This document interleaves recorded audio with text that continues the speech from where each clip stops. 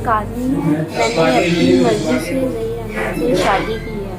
मैं खुद आई हूँ, मुझे किसी ने किडनैप नहीं किया और मैं ज़हीर अहमद के साथ रहना चाहती हूँ, घर वापस नहीं जाना चाहती। मैं घर से कोई भी कीमती सामान नहीं लाई और अपनी मर्ज़ी से मैंने निकाह किया है, कोर्ट मैरिज।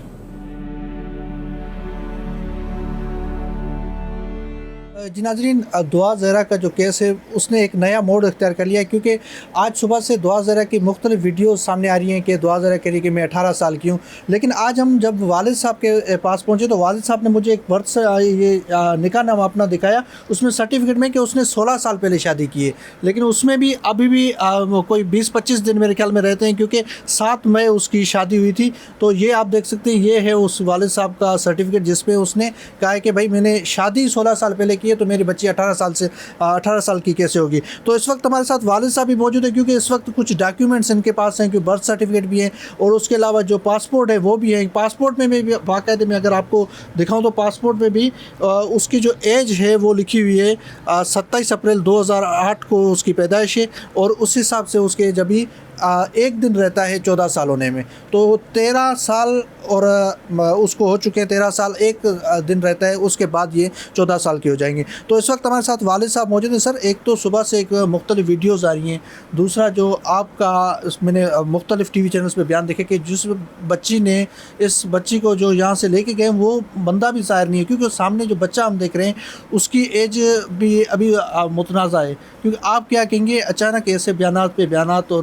कहा जा रहा है कि वालिद साहब ने मुझे अगवा किया, डराया, ऐसे भी बयानात अब बच्ची दे रही है, तो इस पर क्या कहेंगे? देखिए, सबसे पहले तो मैं ये कहूँगा कि वहाँ पे जो एज शो की गई निकाहनामे के अंदर वो झूठी थी, जो कि मैंने एविडेंस के साथ साबित कर दी। ठीक है, मेरी शादी 16 साल 11 महीने हुए हैं और बच्ची जो है वो 13 साल 11 महीने और 17 दिन की थी जिस दिन ये इंसिडेंट हुआ। कल उसने 14 साल का कंप्लीट होना है, 14 साल का।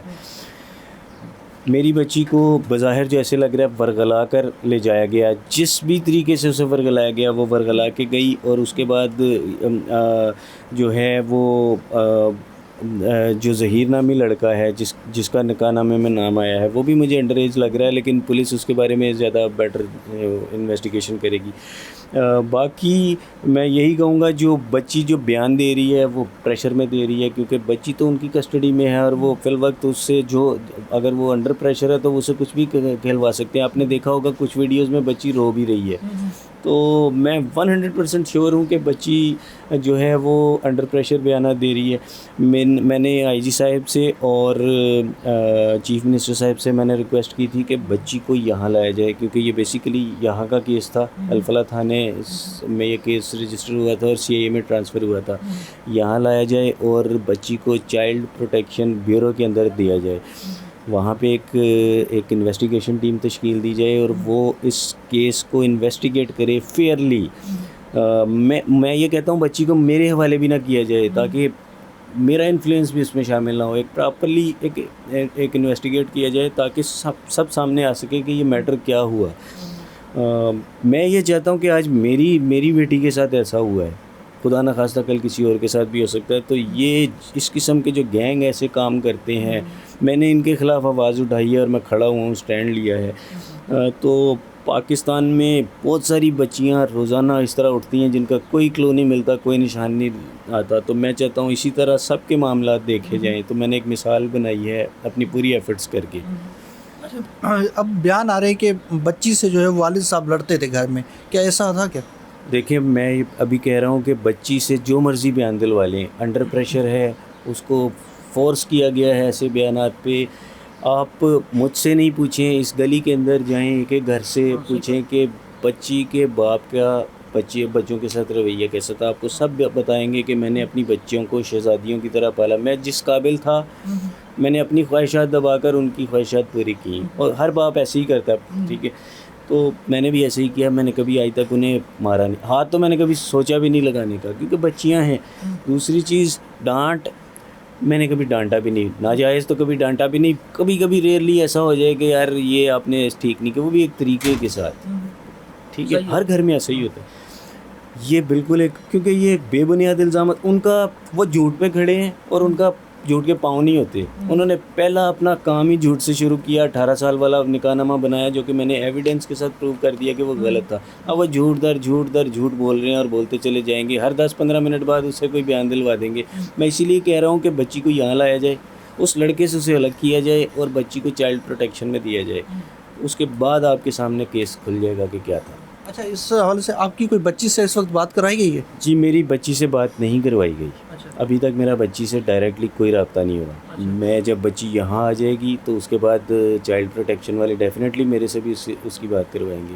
अच्छा, पुलिस की तरफ से आपको पूरा तावन दिया गया है सिंध पुलिस की तरफ से? 100% मेरे साथ ना सिर्फ पुलिस बल्कि रेंजर्स और जितने इदारे इसमें काम कर रहे थे मेरे साथ, सब ने 100% से ज़्यादा ताउन किया है और मैं उनका बहुत मशकूर हूँ। मैं सीएम साहब का बहुत मशकूर हूँ जिन्होंने पर्सनली एक्शन लेते हुए मेरी बच्ची को बाजियाब करवाया है। सर, ये बस अपने डॉक्यूमेंट्स हाथ में उठा के दिखा दें, तारीख वगैरह, ताकि पता चले। देखें, ये मेरा मैरिज सर्टिफिकेट है। इसमें आप यहाँ पे देख सकते हैं कि 2005 की डेट लिखी हुई है। 7 मई 2005 मेरा निकाह हुआ था, शादी मेरी। तो ये बनते हैं 16 साल 11 महीने।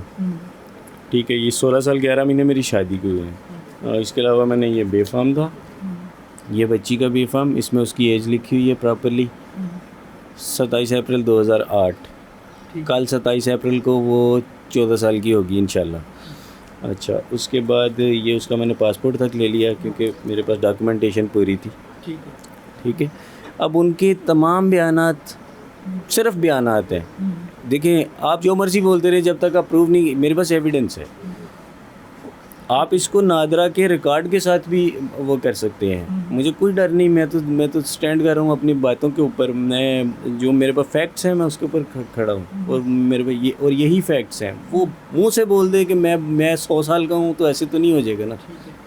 जी नाज़रीन, आपने वालिद साहब की बात सुनी। वालिद साहब का ये कहना था कि भाई जो डॉक्यूमेंट्स के साथ और कानूनी तरीके से ये पूरा प्रोसेस किया जाए, बच्ची को यहाँ लाया जाए, उसके बाद ही पूरा ये कानूनी कार्रवाई की जाए, उसके बाद पता चलेगा कि बच्ची की उम्र आखिर है क्या। मुझे इजाज़त दीजिए किसी नए प्रोग्राम के साथ, तब तक के लिए अल्लाह हाफ़िज़।